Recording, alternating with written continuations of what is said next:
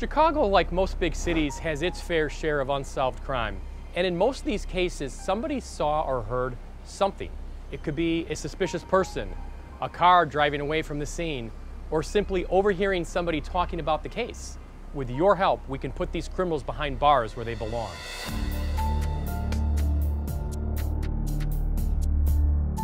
Here in Chicago, we have too many unsolved murders.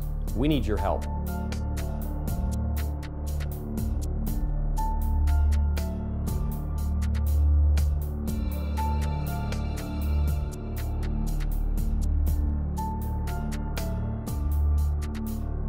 In these cases, the police department is only as strong as the citizens that get involved.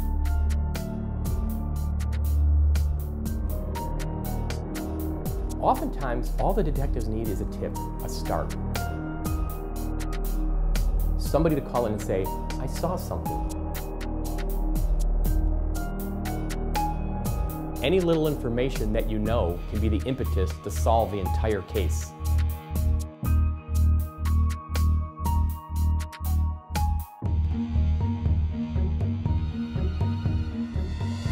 On tonight's episode, we'll be looking at the killing of Tammy Zywicki.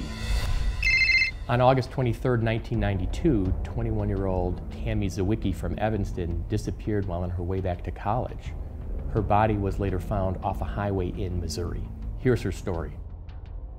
On August 23, 1992, 21-year-old Tammy Zywicki departed Evanston, Illinois to attend college in Grinnell, Iowa. By all accounts, Tammy was a very responsible young lady, heavily involved in athletics and academic life, and it was unlike her to not have checked in, so Mom and Dad and the rest of her family were very worried. Tammy's mom telephoned Grinnell, Iowa, and learned that her daughter never arrived for college, and notified the Illinois State Police Department. Her vehicle by that time had already been discovered on the shoulder of Interstate 80, westbound at milepost 83. Thereafter, a search for her began. Just over a week later, Tammy's body was found on a rural stretch of Highway 44 in Missouri, wrapped in plastic, and she was stabbed to death. A gentleman who had pulled over on the side of the road noticed she was wrapped in a blanket. The blanket was secured at both ends. The gentleman thought it was strange and notified the authorities. After a bunch of search efforts, Tammy's body was ultimately found off of Interstate 44 near Springfield, Missouri. A motorist had spotted the body and contacted the police. We have a pretty good timeline on the beginning of the day through about 3:30. She left Evanston late morning on the 23rd. As she began to travel on I-80, she did stop and got lunch, and then got back on the interstate, and it was shortly after she broke down on the shoulder. Then thereafter is when Tammy has disappeared around 3:30 and 4:30 in the afternoon.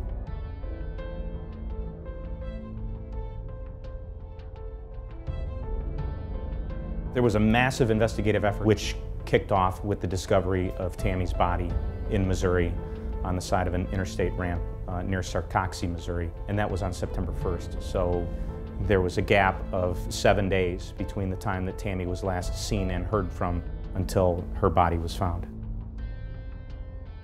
The car was left on the side of the road and appeared to be undisturbed, no indication of any altercation or any wrongdoing at that time.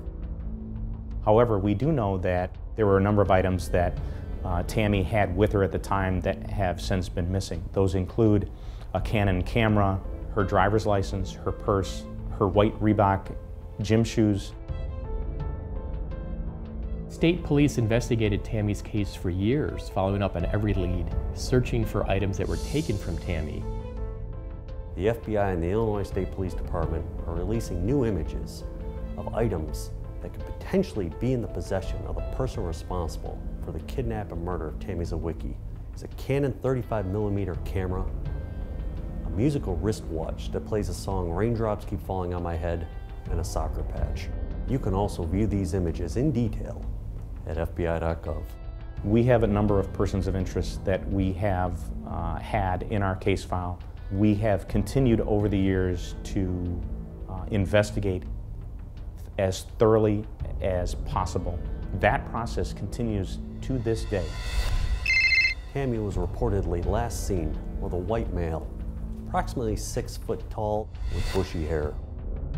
The FBI and the Illinois State Police Department have a reward of up to $50,000, leading to the arrest of the person responsible for the kidnap and murder of 21-year-old Tammy Zywicki. You remember in 1992 of observing a blonde female standing next to her white Pontiac hatchback on I-80. Telephone the FBI. We need to hear from you. If anybody has any information on this investigation, we're always looking for new leads, new information. This is a young college girl that was abducted and brutally murdered. We're doing everything that we can to find her killer and bring that person to justice. If anybody has any information, please contact the Illinois State Police at 815-726-6377 or contact your local FBI office or the Chicago FBI office. Telephone the FBI at 312-421-6700 and say, I have information about the kidnap and murder of Tammy Zywicki. Your information will be routed to the appropriate investigator. And if you want to remain anonymous, you can do so. The FBI has made a priority of finally closing Tammy's case.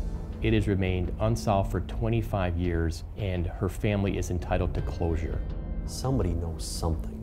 Somebody should be able to recognize those items that we've posted online at FBI.gov.